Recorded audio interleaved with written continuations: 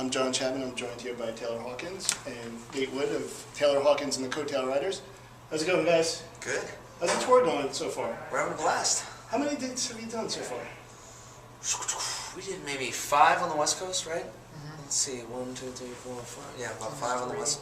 And then so far, this is our fourth. This is our 4th on the East Coast. Yeah. Okay. And how? 5 and 5, really. Yeah. And then how long is it going? And then we go to London, and we're doing a show in London.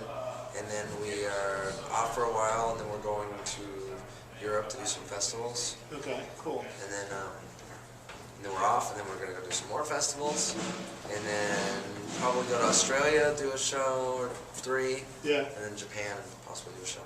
For you, Taylor, is this a little bit more relaxing than like a Foo Fighters tour? I don't know if relaxing is a good word. I don't know if relaxing is the right word. Yeah. It's actually more work.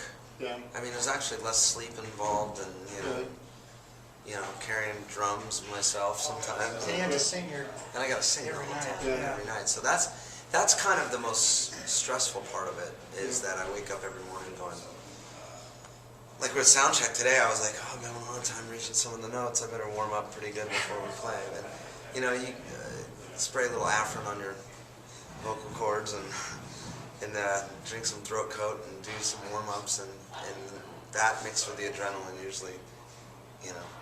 I'm not George Michael or Freddie Mercury. I'm not like a great. Is that a bathroom reference? Oh no. Yeah, funny enough. No, I don't mean in that way. I'm not that way in the vocal way. So, you know. I have to ask you, because it's kind of I'm unfair. not Adam Lambert. Oh, another. Yeah, that's you have to be gay to sing really good. That's right. That's where I've blown it. 3 guys with really good falsettos. Yeah, exactly. And 1 who got in trouble in the West. Exactly. At least that we know of. Yeah. Probably. All great singers. Yeah. But let me ask you this, because it's really unfair, because you're in, what, 2 bands now, right? Yeah.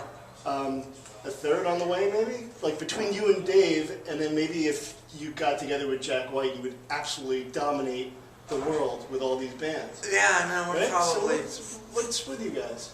I think that you know, there's just more time in the day than you think, you know. Yeah. And you know, the Foo Fighters schedule's heavy when we're on, but light when we're off, you know. I mean, we've had a year and a half off, so I'm not going to sit around and, you know, go buy art or something like that, you know. I want to play, you know, and I love playing with these guys, and it's just such a different thing, you know. Yeah.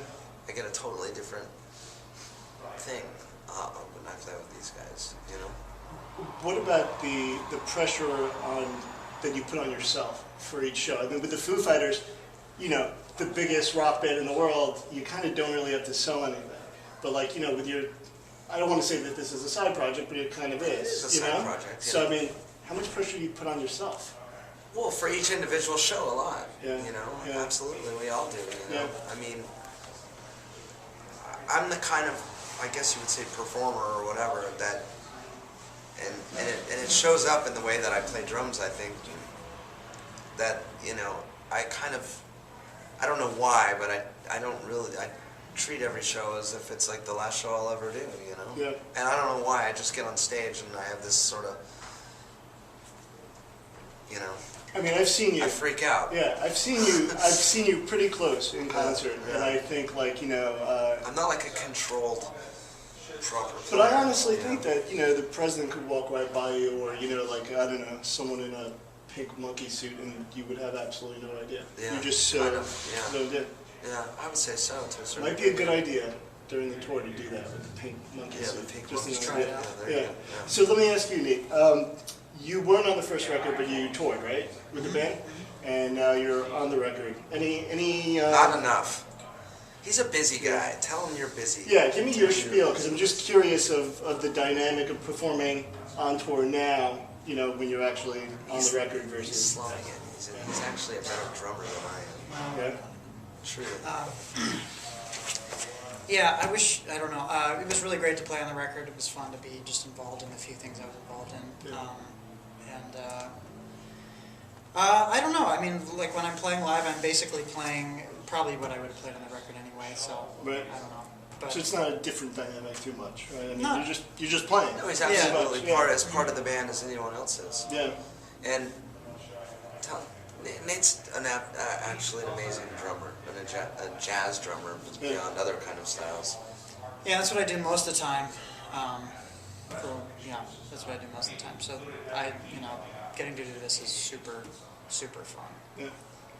He just happens to be able to pick up a guitar and play like frickin' Al Di Meola or something, you know? Jeez. I hate him. The bastard. He's like, he played drums like Buddy Rich and played guitar like, whatever, so. Let me ask you this. For you, Taylor, going on tour this time with the new record, like, what was the last? It was like 6 years, right? Between 4 or records? 5 years, I think, yeah. Yeah, so I mean, going into not just the tour, but the album, I mean, how did you want to mix it up for another Coattails record? Well, I originally thought for this I'm going to go out front and sing more and do all that kind of thing, but I just can't tear myself from behind the drums. I never wanted to be a front man. I don't do this because I have front man aspirations. I really don't. I do this because I like writing songs and I like singing, but I just, like I told Nate originally, I want you to play some more drums on a bunch of it and stuff. But I just don't feel very comfortable up front like that. I feel comfortable from behind the drums. Right. And so it may be limiting to some people, you should get out front, that way you can be a real proper band with a front man running around and stuff. And, whatever, it is what it is. And I think it's just kind of the essence of this band is that I'm the singing drummer, right? Mm-hmm. Yeah. I mean, But I think that's good. I mean, personally, I think the way everyone is they just have to compare everything to other things. Right. So obviously, Dave Grohl was a drummer.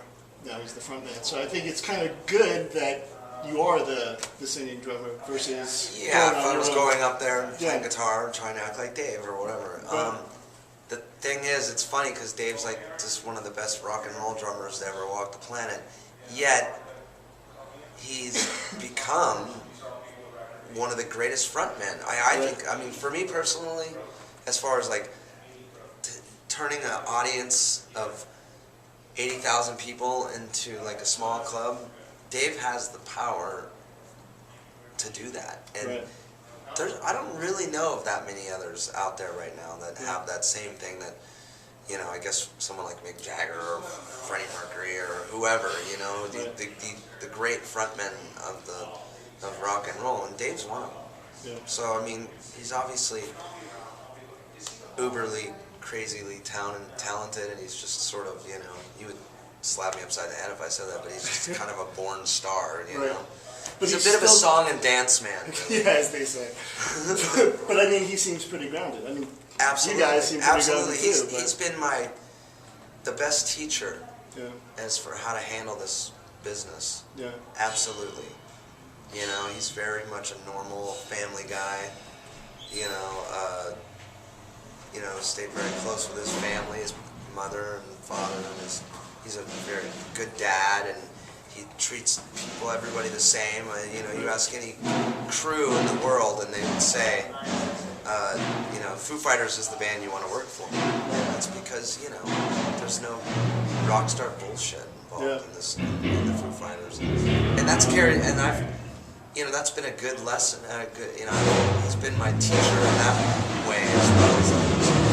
It's gonna get loud, isn't it, guys? Yeah. Should we talk louder?